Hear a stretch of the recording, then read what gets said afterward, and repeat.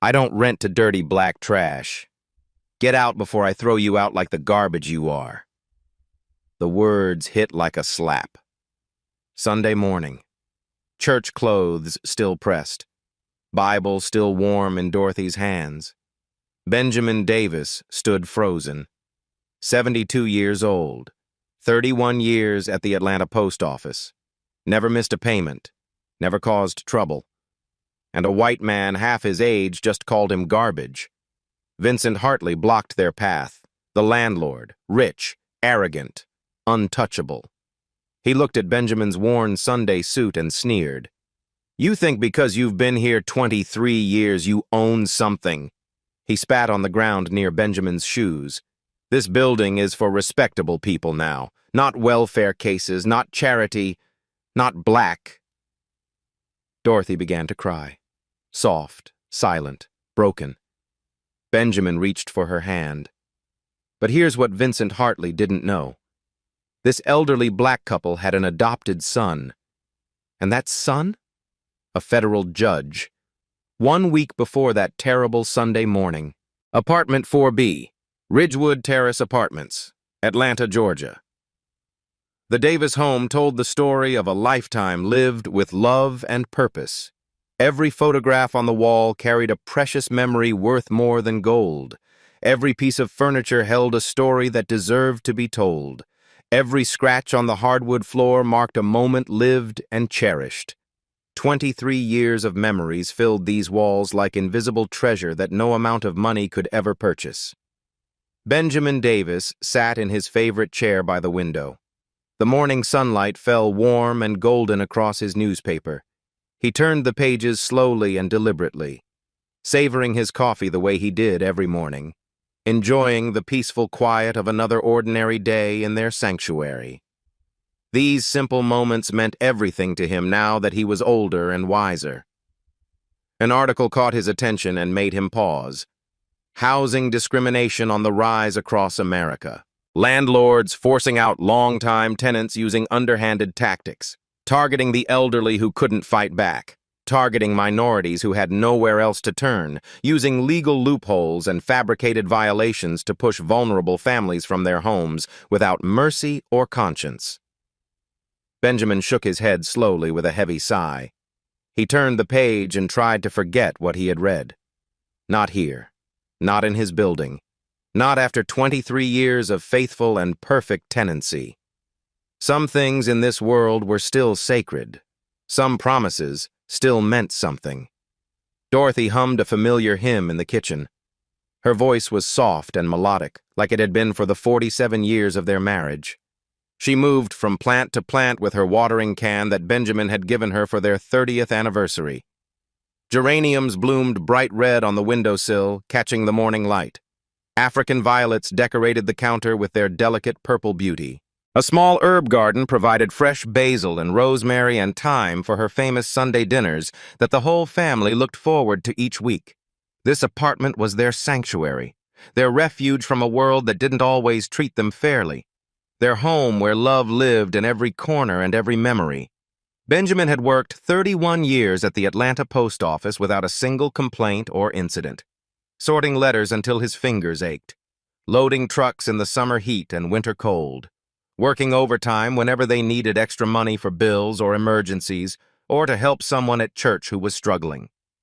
He never complained about the hard work, never called in sick even when he probably should have. Never asked for special treatment or favors from anyone. He retired with a modest pension and a firm handshake from his supervisor, who told everyone within earshot that Benjamin Davis was the most reliable and honorable man I have ever worked with in my entire career. Dorothy taught Sunday school at Mount Zion Baptist Church for 2 full decades without missing a single week. Every child in the congregation knew her name and her face.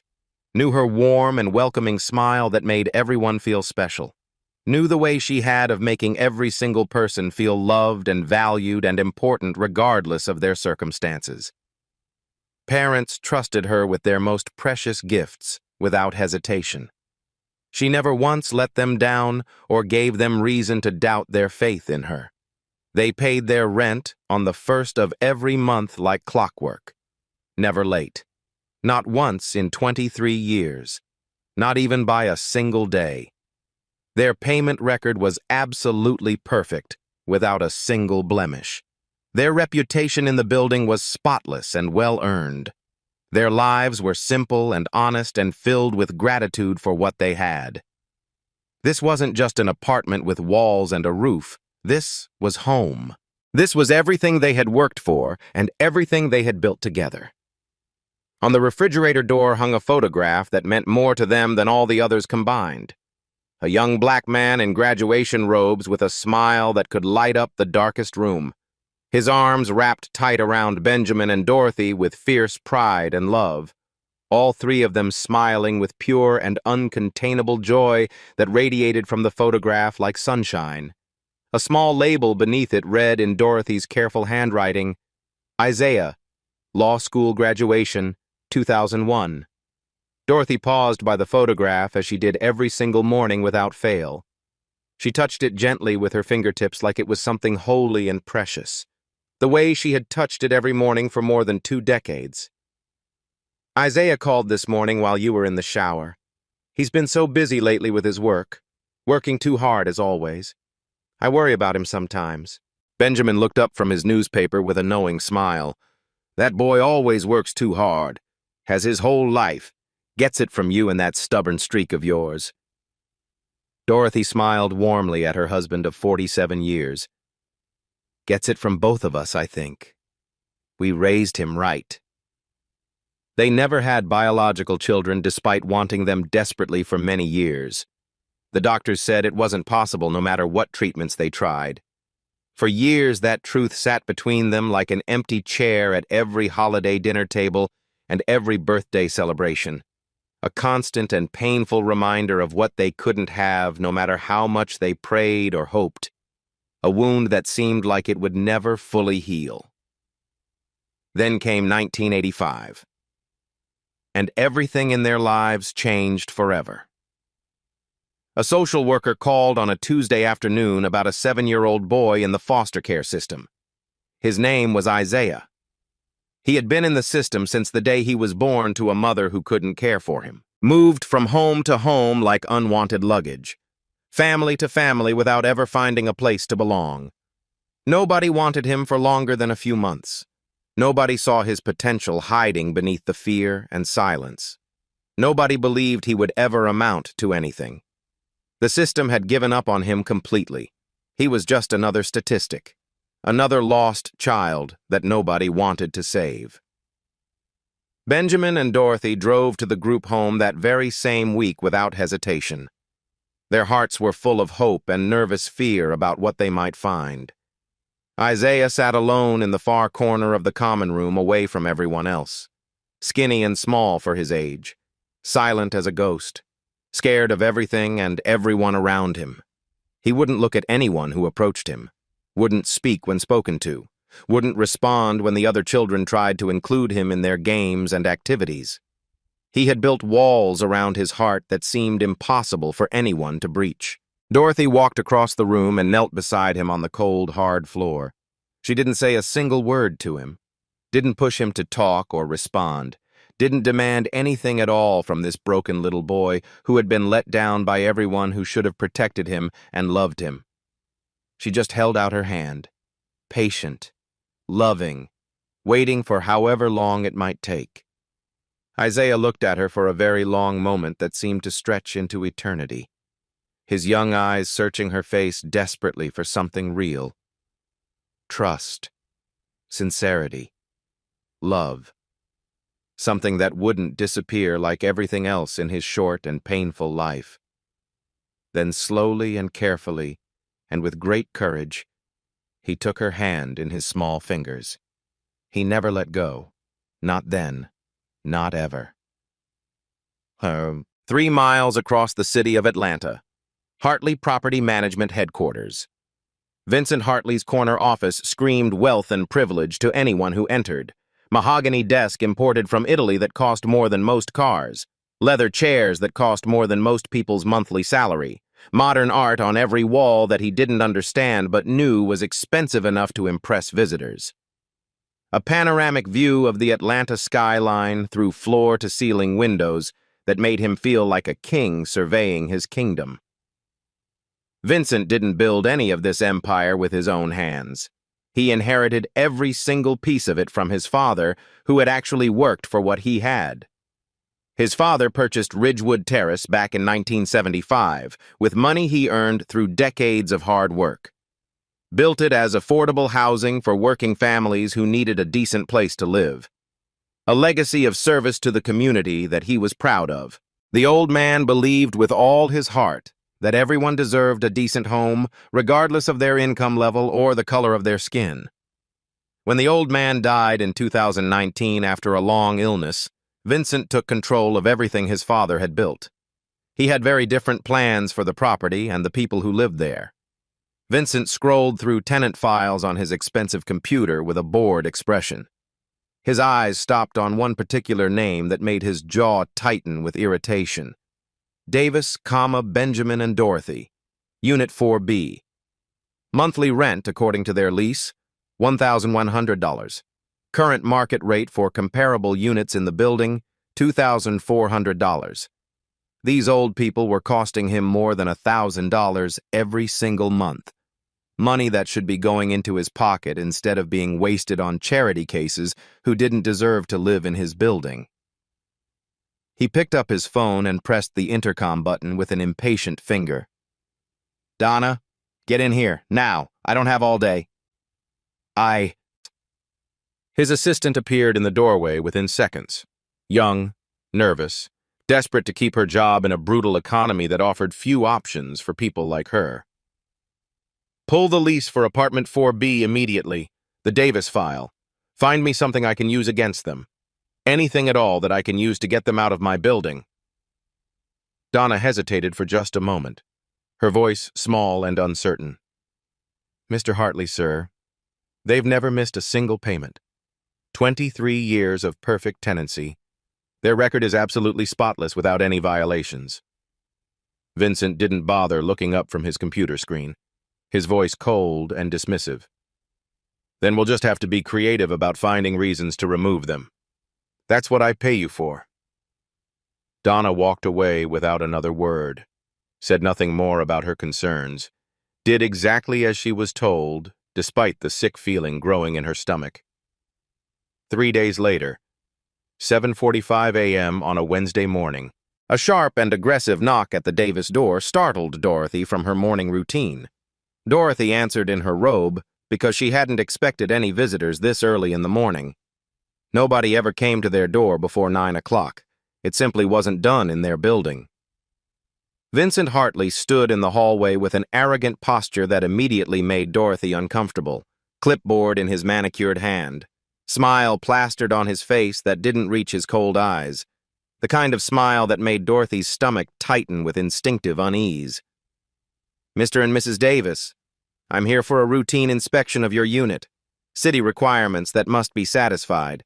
I'm sure you understand the necessity. We weren't notified about any inspection coming today or any other day. We always receive written notice at least a week in advance.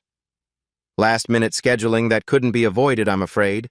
Vincent walked past her without waiting for permission or invitation like he owned the place, which legally he did. "This won't take very long if you cooperate fully." He moved through their home like a predator searching for weakness, because that's exactly what he was doing. He opened every cabinet in the kitchen looking for violations that didn't exist, checked behind every piece of furniture for problems that weren't there, ran a finger along the windowsill and examined it for dust, like a drill sergeant. He photographed a small water stain on the ceiling with obvious satisfaction and made detailed notes on his clipboard. This water stain is a habitability concern that must be documented. Very serious violation of building standards. Benjamin watched from his chair with sharp and alert eyes, tracking every movement the landlord made, taking mental notes of everything that was happening. "That stain has been there since 2018, Mr. Hartley. We reported it to your office 5 separate times over the years, submitted written requests, made phone calls. Your office never sent anyone to fix the problem despite our repeated requests." Vincent didn't look up from his clipboard, his voice dismissive and unconcerned. Well, it's documented now as a tenant-caused violation. That's what matters for the official record. He paused at a photograph hanging on the wall near the entrance. Benjamin as a younger man on his retirement day, standing tall with pride, shaking hands with his supervisor after 31 years of dedicated service to the United States Postal Service. Vincent smirked at the photograph with obvious contempt. Cute picture. Very quaint. He walked out without another word of explanation, without basic courtesy or respect, without acknowledging the two human beings whose home he had just invaded and violated. Dorothy closed the door behind him with trembling hands, her face pale with worry and confusion about what had just happened. Benjamin, what was that really about? Why would he come here like that? Benjamin stared at the closed door with hard eyes, his face grim, his mind working through possibilities. Trouble.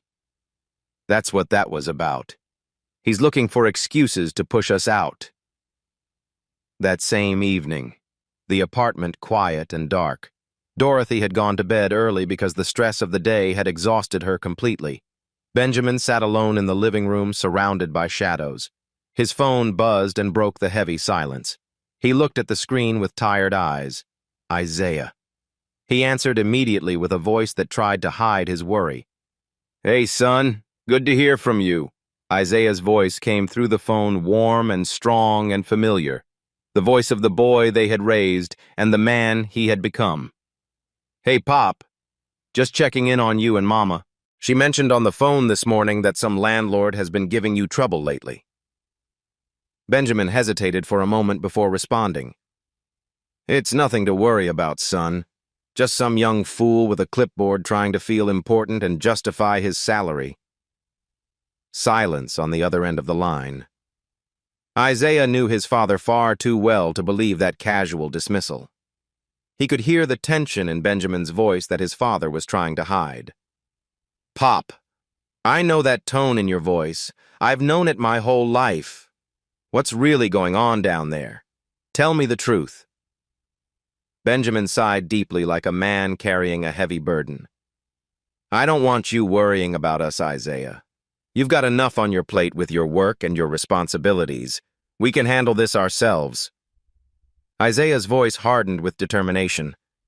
Just slightly, just enough to show he meant serious business. You and Mama gave me absolutely everything I have in this world. You saved my life when nobody else would even look at me. If someone is messing with you, that's my business too. That's always going to be my business until the day I die. Benjamin smiled despite the worry gnawing at his chest. You always did fight for the underdog, son, ever since you were a little boy. I learned from the best teachers in the world. You and Mama taught me everything I know about standing up for what's right. A meaningful pause filled with unspoken love. Listen, Pop. If this situation escalates at all, you call me immediately. No hesitation. No trying to handle it yourself. Promise me. I promise, son. Good. I love you, Pop. Give Mama my love, too. I love you too, son. More than you'll ever know. Benjamin hung up the phone and sat alone in the darkness for a very long time, staring at the photograph on the refrigerator that glowed faintly in the dim light from the window. Isaiah in his graduation robes. That scared 7-year-old boy transformed by love into a powerful and righteous man. Tucked carefully in the corner of Isaiah's graduation picture was a yellowed newspaper clipping. Dorothy had saved it the day it was published all those years ago. Never took it down. Never let anyone move it even an inch. The headline was partially visible in the dim light from the street outside. Atlanta's newest federal judge makes history. That phone call would change absolutely everything. 5 days after the inspection, a morning that started like any other but would end in devastation. Benjamin walked to the mailbox in the lobby following the same routine he had followed faithfully for 23 years. Check the mail. Sort the bills by due date. Throw away the advertisements and junk that cluttered the box. Simple. Predictable. Safe. He pulled out the stack of envelopes with familiar motions. Electric bill due in 2 weeks. Water bill due at the end of the month. Church newsletter from Mount Zion Baptist with announcements about upcoming events. And one crisp white envelope with the Hartley Property Management logo embossed in gold leaf. Benjamin's heart began to pound hard against his ribs. His weathered hands went completely still. He knew exactly what this was before he opened it. He could feel the malice radiating from the envelope like heat from a fire. He tore the envelope open carefully with fingers that had begun to tremble, unfolded the official letter inside with growing dread. Notice to vacate. 30 days. The words blurred before his eyes like they were written in a foreign language. He read them again, and again, and again, each time hoping they would change, each time knowing they wouldn't. Grounds for eviction: repeated lease violations including unauthorized occupants residing in the unit, property damage caused by tenant negligence, and failure to comply with mandatory inspection requirements. Tatin, every single word on that paper was a deliberate and calculated lie. Unauthorized occupants? It had always been just the two of them living in that apartment. No one else had ever resided there, not once in 23 years. Property damage? A water stain on the ceiling from a leak that building management had refused to fix for 6 long years despite 5 documented written requests for repairs. Failure to comply? He had let Vincent into his home without a single word of protest or resistance. Had cooperated fully with every demand. Benjamin's hands began to tremble violently, not from fear or weakness, from the lie of it. The calculated cruelty behind every word. The casual destruction of 23 years of perfect tenancy with a single piece of fabricated paper and manufactured evidence. He walked back to the apartment moving slowly and heavily, like a man carrying an invisible weight pressing down on his shoulders that no one else could see or understand. Dorothy stood at the stove preparing breakfast like she did every morning. Eggs sizzling in the pan with butter. Coffee brewing strong and dark. A normal morning in what had been a normal life that was about to shatter into a million pieces. She turned when she heard the door close, saw his face twisted with anguish, knew immediately that something terrible had happened. Benjamin? What happened? What's wrong? You look like you've seen a ghost. He couldn't make himself speak the words. He just walked to the table and set the letter down in front of her with shaking hands. Dorothy picked it up with growing confusion, read it slowly.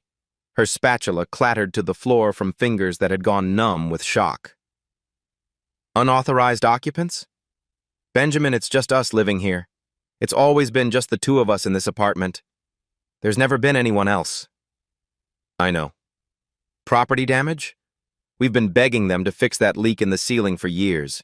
We have copies of every letter we sent, every phone call we made. I know. Dorothy sank into a kitchen chair like her legs could no longer support her weight. Tears began forming in her eyes and streaming down her weathered cheeks. Can he really do this? Can he just lie like this and throw us out of our home that we've lived in for over 2 decades? Benjamin sat down heavily beside his wife, took her hand in his, squeezed it tight like he would never let go. He's doing it, Dorothy. He's actually doing it. 1 hour later, the property management office that Benjamin had never once visited in 23 years of tenancy. Benjamin walked through the glass door with his back straight as a steel rod. His chin held high with dignity, the hard-earned dignity of 72 years of honest living wrapped around him like invisible armor that no one could strip away. Donna, the receptionist, looked up from her desk. Her face went pale as milk the moment she recognized him standing there. Mr. Davis, how can I help you today, sir? I need to speak with Mr. Hartley. Immediately. Right now. It cannot wait. He's currently in a meeting with some investors and cannot be disturbed. The office door swung open dramatically before she could finish her sentence. Vincent Hartley emerged with a coffee cup in his hand and that same cold reptilian smile spreading across his face. "Mr. Davis, what a pleasant surprise. Come to discuss your moving arrangements already. That's surprisingly cooperative of you. I didn't expect you to accept reality so quickly." Benjamin held up the eviction notice like it was evidence of a crime. Because that's exactly what it was. His voice came out steady and controlled despite the rage building in his chest. The voice of a man who had spent 72 years learning the hard discipline of patience and restraint.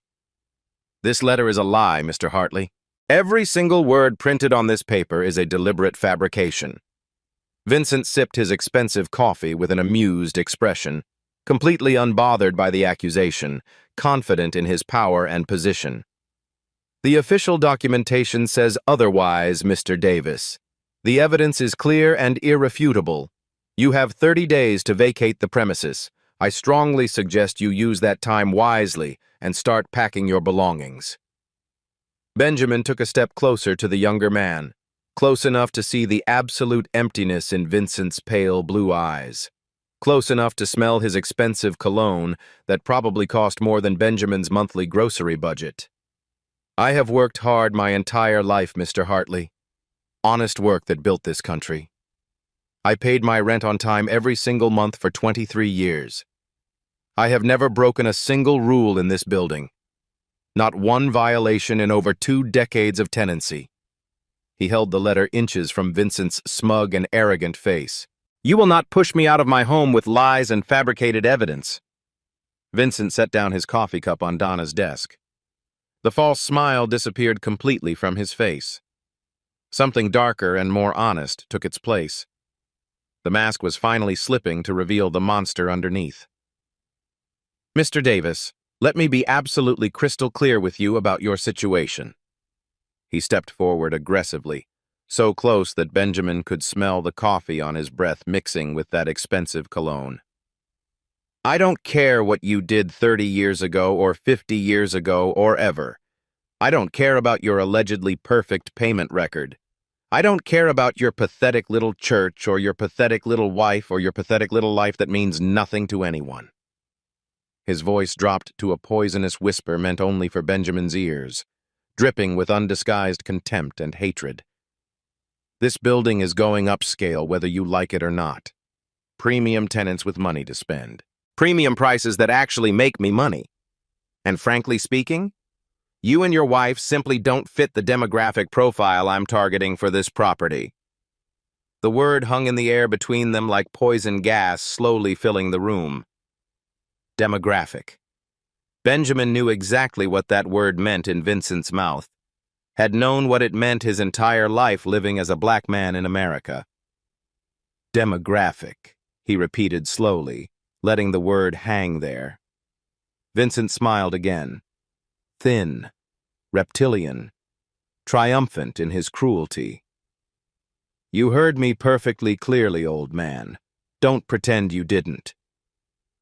Donna sat frozen at her desk like a statue, staring at her computer screen with unseeing eyes, pretending desperately not to hear the conversation happening 3 feet away from her. But her hands had stopped moving on the keyboard. Her face had gone pale with shame. Benjamin looked at Vincent Hartley for a very long moment. 72 years of restraint holding him in place. 72 years of being told by society to be patient, to wait for justice that never seemed to come, to accept indignity with grace and silence.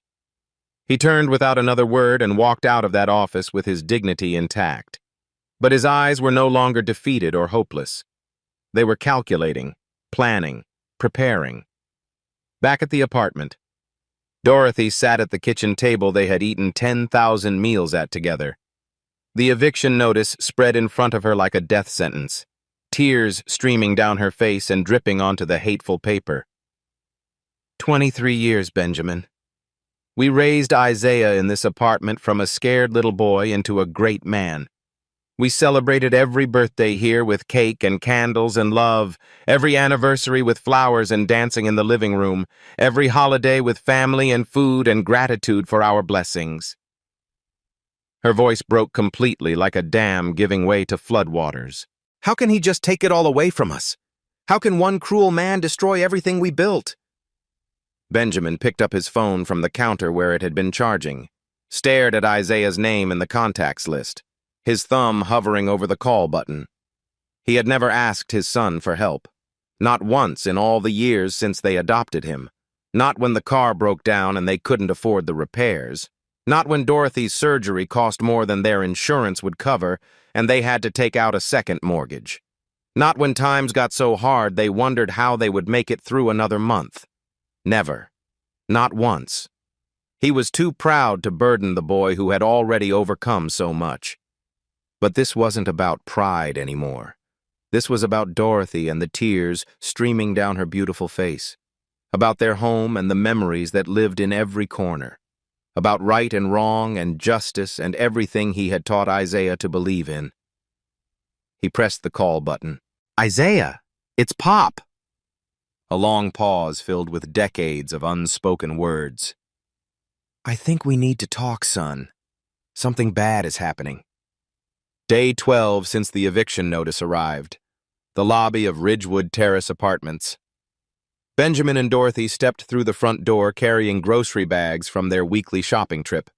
Just a normal afternoon errand that they had done together hundreds of times before. Just two elderly people carrying food home to their apartment. Nothing about this day would remain normal for long. Vincent Hartley stood in the center of the lobby like he owned the entire world. Because in his mind he did. He wasn't alone in his arrogance. A young white couple stood beside him, hanging on his every word. Designer clothes that probably cost more than Benjamin's entire monthly pension. Expensive jewelry glittering under the lobby lights like they were advertising their wealth. The kind of privileged people who had never worried about rent or eviction or discrimination in their entire comfortable lives. Vincent gestured grandly at the newly renovated lobby space like a king showing off his castle. "As you can clearly see, we're in the middle of a complete transformation of this property. New lighting throughout the entire building. Updated amenities on every single floor. And most importantly, a much more selective and exclusive tenant community."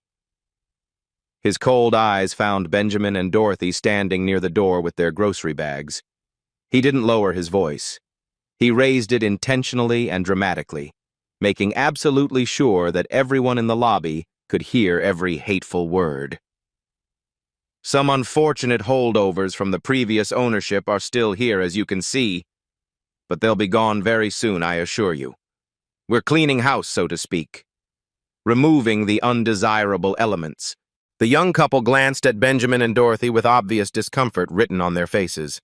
Embarrassment at being witnesses to such blatant cruelty. But they said nothing to intervene, did nothing to help, just stood there in complicit silence. Dorothy quickened her pace toward the elevator with her head down and her shoulders hunched, humiliation burning in her chest like acid eating through her heart.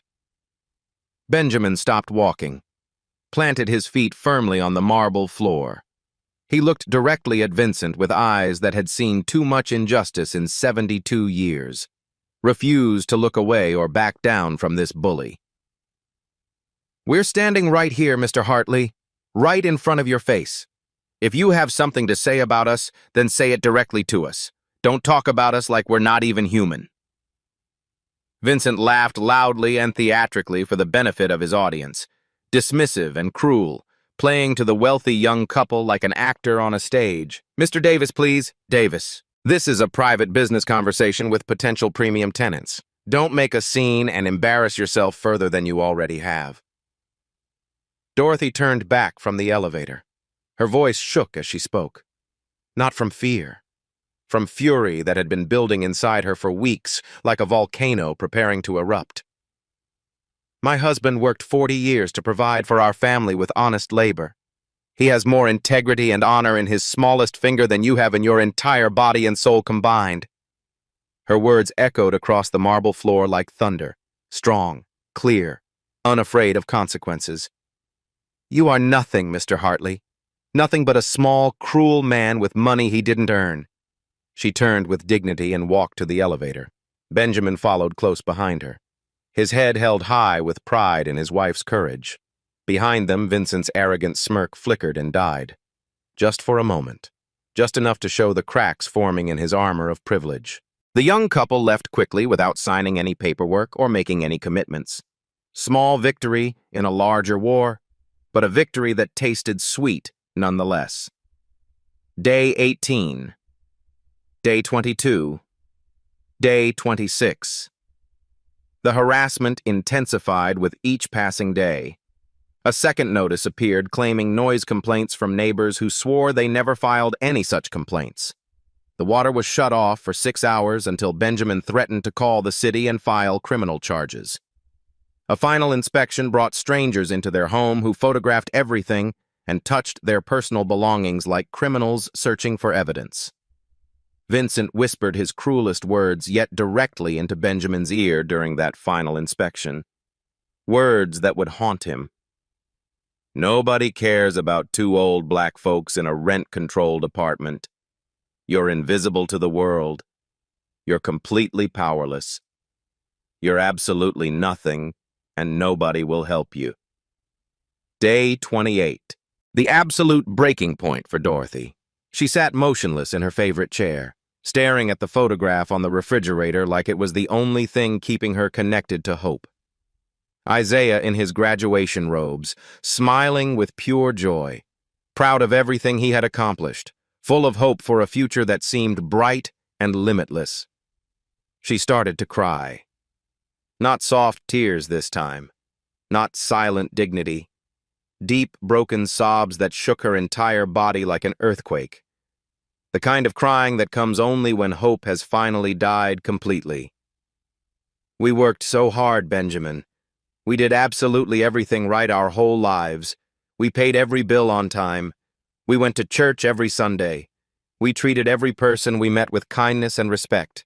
We never asked for anything we didn't earn with our own hands.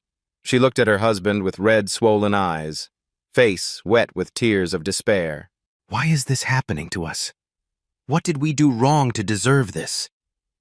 Benjamin knelt beside her chair, ignoring the pain in his old knees, took both her hands in his weathered fingers, held them tight like they were the most precious things in the world. We didn't do anything wrong, Dorothy. Nothing at all. Some people in this world think power means cruelty. They think money makes them better than everyone else. They think they can take whatever they want from whoever they want without any consequences. He squeezed her hands firmly with conviction. But they're wrong. And they're going to find out exactly how wrong they are very soon. Dorothy looked up with confusion. What do you mean, Benjamin? I called Isaiah yesterday, told him everything that's been happening, every detail, every insult, every lie. Her eyes widened with surprise and concern. You finally called him for help? Benjamin, he's so incredibly busy with his important work. He insisted on coming here immediately. Canceled every single appointment on his calendar without hesitation. Said he's taking the rest of the week off from the court. Benjamin's voice grew quiet but fierce with pride. Said he has something very important to handle personally. Dorothy wiped her eyes with trembling fingers. She looked at the photograph on the refrigerator again. At the yellowed newspaper clipping tucked carefully in the corner that she had saved all those years ago. Atlanta's newest federal judge makes history. Her baby boy. The child nobody in the world wanted. The 7-year-old who sat alone and terrified in the corner of that group home. Now one of the most powerful judges in the entire federal court system. She smiled through her tears for the first time in weeks. That boy. He always did like to handle things himself. Day 29, 10:48 in the morning. 48 in the... A black Lincoln town car with dark-tinted windows pulled slowly into the Ridgewood Terrace parking lot. The engine purred to a stop with mechanical precision. The driver stepped out first, professional and alert. Walked around to the rear passenger door with practiced efficiency. Opened it with a slight bow of respect. Isaiah Davis emerged into the morning light like a force of nature. 46 years old. Tall and distinguished, commanding presence that filled any space he entered without effort. A tailored charcoal suit that cost more than Vincent Hartley's monthly car payment. Italian leather shoes polished to a mirror shine. Every detail perfect. Every movement deliberate and powerful. A presence that commanded respect without asking or demanding it. Two men followed him out of the car with serious expressions. One carried an expensive leather briefcase. The other held a thick manila folder stuffed with documents and evidence. Both men walked with the focused intensity of professionals on a serious and important mission. Isaiah looked up at the building where he had grown up. Ridgewood Terrace. The place where Benjamin and Dorothy had transformed a broken, unwanted child into the man he became through nothing but love and patience and faith. His jaw tightened with barely controlled anger at what had been done to his parents. He straightened his tie with precise movements and walked toward Building B with purpose in every step. And the confrontation in Vincent Hartley's office was swift and devastating. Isaiah walked through the door with calm, controlled power radiating from every pore. Vincent emerged from his office with his usual smirk. "Another Davis? Come to negotiate your parents' surrent—" He stopped mid-word when he actually looked at the man standing in his lobby. The expensive suit, the commanding posture, the absolute stillness of supreme confidence, the FBI agent in the Navy windbreaker standing behind him. Who are you?" Isaiah stepped forward, one measured step. "My name is Isaiah Davis, United States District Judge, Northern District of Georgia." He paused to let the words sink in completely. "And I'm the adopted son of the two people you've been systematically harassing, discriminating against, and attempting to illegally evict for the past 30 days. The color drained from Vincent's face like water from a broken vessel. "We have documentation of fabricated complaints, falsified inspection reports, illegal utility shutoffs, sworn statements from 6 former tenants you displaced using identical discriminatory tactics. All black, all elderly, all on rent-controlled leases." Isaiah stepped closer until his face was inches from Vincent's terrified expression. "That's not a pattern, Mr. Hartley. That's a federal civil rights violation under the Fair Housing Act of 1968. Vincent's coffee cup slipped from his trembling fingers and shattered on the floor. "Please, I'll drop the eviction. I'll apologize." Isaiah leaned close, voice dropping to a whisper that somehow filled the entire room. "You told my father that nobody cares about two old black folks. You called them garbage. You spat at their feet like they were animals." He smiled coldly. "You were wrong." 12:30 p.m. The lobby of Ridgewood Terrace. FBI agents escorted Vincent Hartley out in handcuffs in front of dozens of witnesses and multiple news cameras. The lobby erupted in thunderous applause from residents who had lived in fear for years. Mrs. Patterson hugged Dorothy until neither could breathe. A reporter approached Benjamin with a microphone. "How does it feel knowing your son brought your landlord to justice?" Benjamin considered the question with the wisdom of his years. "I'm proud of Isaiah. But I'm prouder of who he is than what he is. We raised him to stand up for people who can't stand up for themselves. Today he did exactly that." Isaiah walked to his parents through the cheering crowd. "You okay, Pop?" Benjamin nodded with tears in his eyes. "I'm okay, son." They embraced. Father and son, past and future, love that conquered hatred. Dorothy joined them, arms around both her boys. A family, unbroken, unbowed, victorious. 3 weeks after Vincent Hartley's arrest, the Davis apartment filled with morning light. Benjamin sat in his favorite chair reading the newspaper. A different headline today. Hartley Properties ordered to pay $2.3 million in historic discrimination settlement. He read it twice with deep satisfaction. Smiled at the justice finally delivered. Set the paper aside. Dorothy hummed a hymn in the kitchen, water running freely from the faucet, coffee brewing strong and dark, plants watered and thriving in the sunlight. Everything exactly as it should be, as it had always been, as it would continue to be. A gentle knock at the door interrupted the peaceful morning. Dorothy answered with curiosity. Her expression softened with compassion when she saw who stood there looking broken and ashamed. Donna Crawford, Vincent's former assistant, the woman who had witnessed everything happening, who had stayed silent when silence was the easier path, until she finally found her courage and spoke up when it mattered most. Mr. and Mrs. Davis, I hope I'm not intruding on your morning. I know I have no right to be here after everything. Dorothy stepped aside with genuine warmth. Come in, honey. Please come in. Donna sat on the edge of the sofa with her hands clasped tight together, eyes red and swollen from crying, body language showing the weight of guilt she had been carrying. I came to apologize to you both, properly, in person, face to face.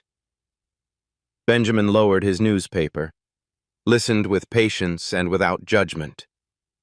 I knew what Mr. Hartley was doing to you was wrong. I knew it from the very first day. I saw the complaints he fabricated with my own eyes. I heard the terrible racist things he said about you and other tenants. I watched him target your family and others specifically because of who they were. Her voice cracked with emotion. And I said nothing to stop him. I did nothing to help you, because I was afraid of losing my job, afraid of what he might do to me if I spoke up, afraid of my own shadow. She looked at Benjamin with tear-filled eyes, seeking something she didn't deserve. I'm so deeply sorry. I'm so sorry for my cowardice and my silence. Benjamin studied her for a long moment.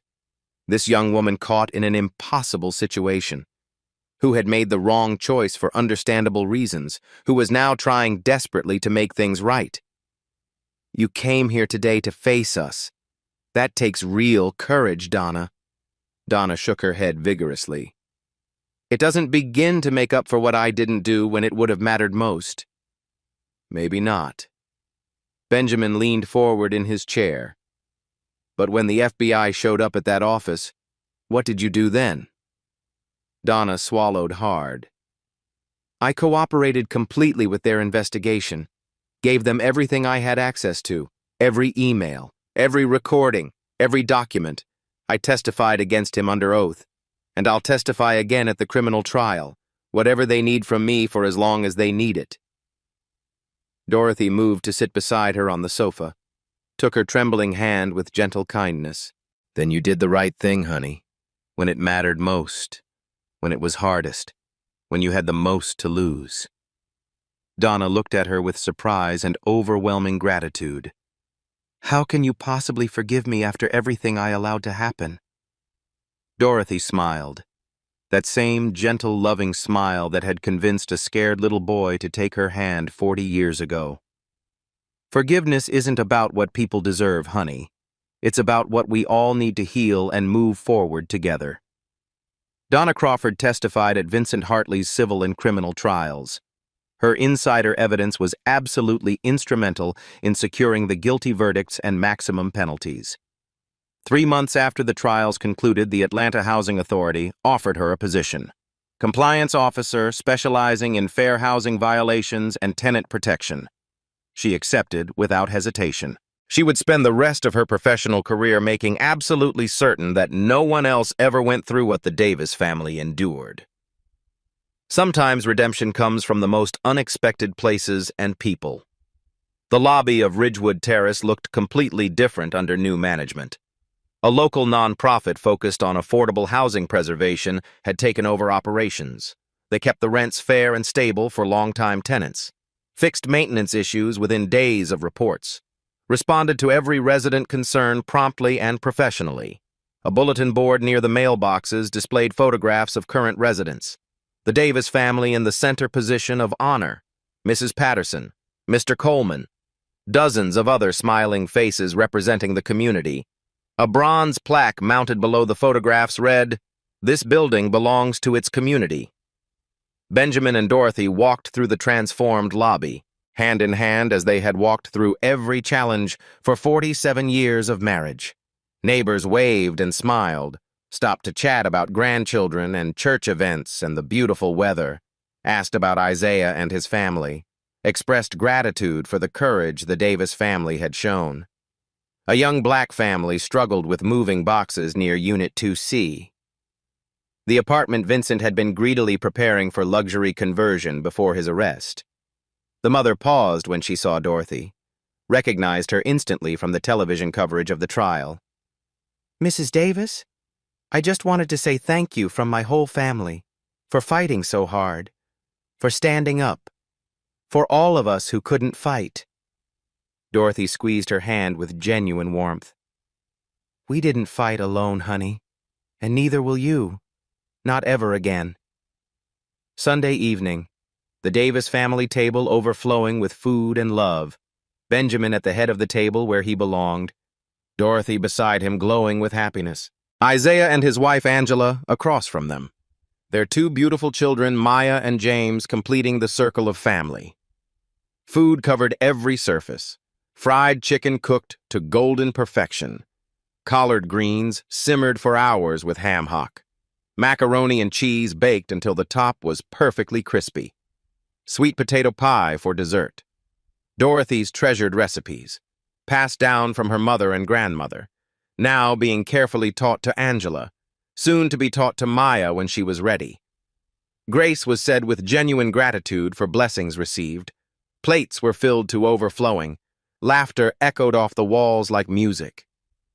Maya looked at her grandfather with admiration shining in her young eyes.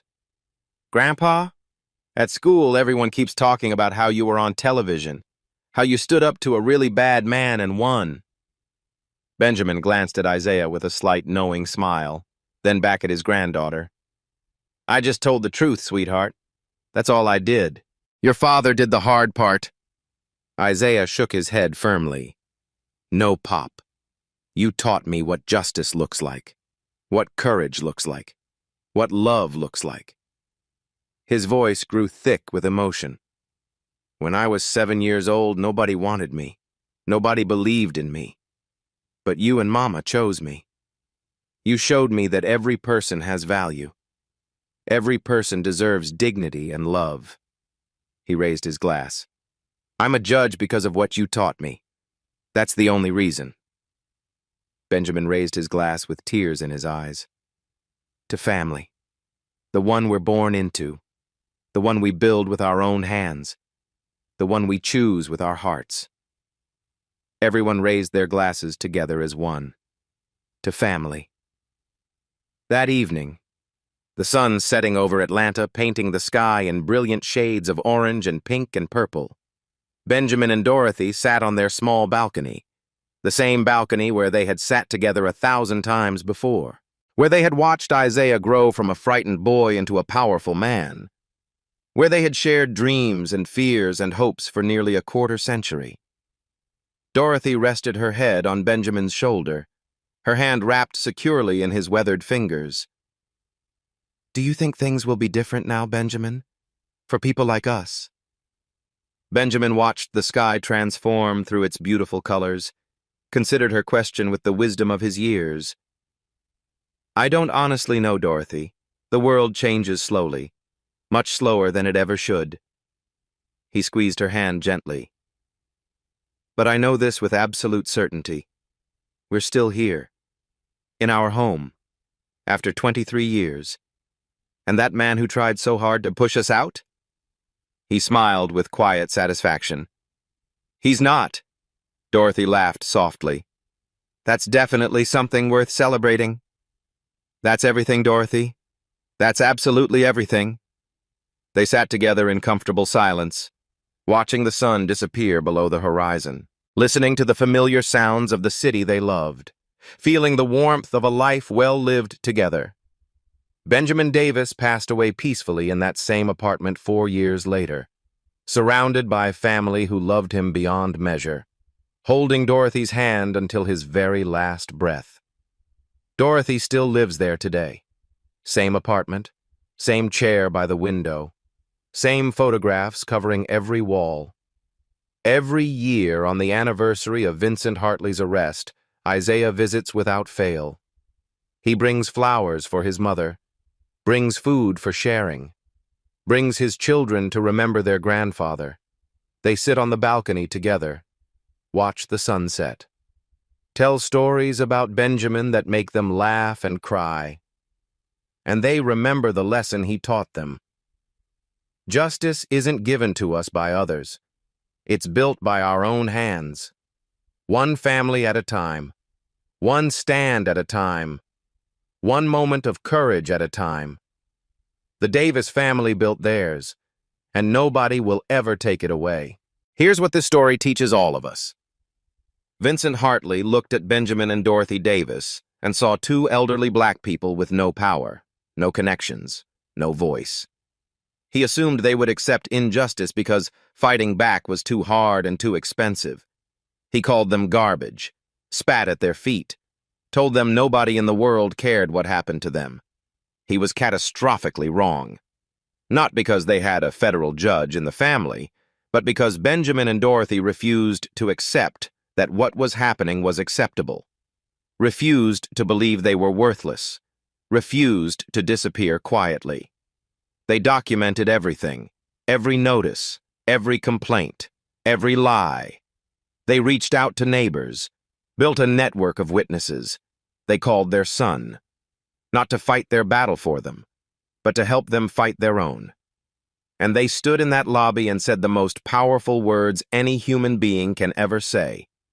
This is wrong, and I will not accept it.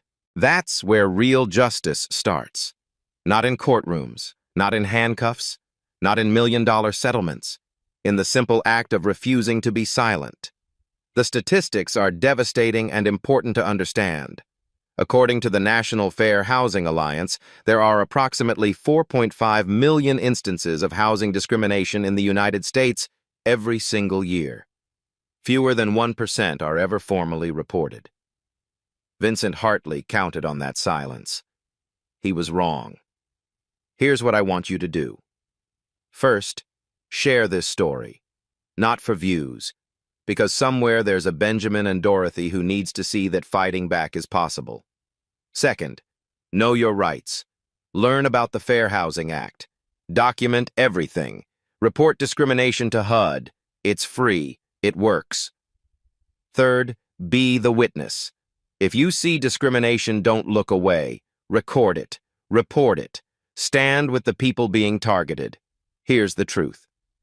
Vincent Hartley didn't lose because Isaiah was a federal judge. He lost because the Davis family refused to disappear. They stood in that parking lot while he called them trash. Stood in that lobby while he humiliated them. Stood in that office while he threatened them. And they said, "We matter. We belong here. You will not erase us. That's not a legal strategy. That's dignity. And it's available to everyone." Vincent Hartley asked Benjamin a question in that parking lot. "What? You gonna call someone?" Turns out he did. And that someone changed everything. If this story moved you, drop a comment below. Have you witnessed injustice and wondered if fighting back was worth it? Let's talk about it together. Because stories like this remind us who we are, who we can become. They prove that one person, one family, one moment of courage can change everything. Hit like, subscribe. Share with someone who needs to hear this message today. And remember always, justice isn't given. It's built. One stand at a time.